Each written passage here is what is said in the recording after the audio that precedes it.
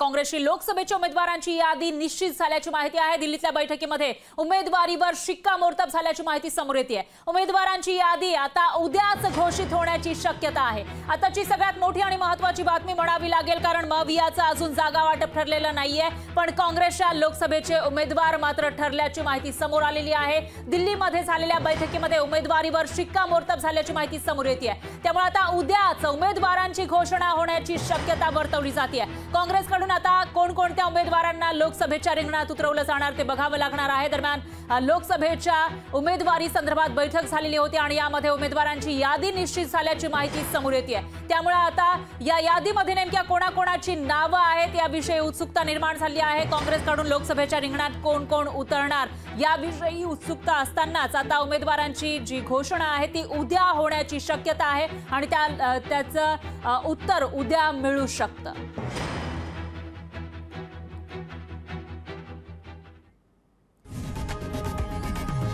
लोकशाही मराठी ऐका, पहा, जागरूक रहा।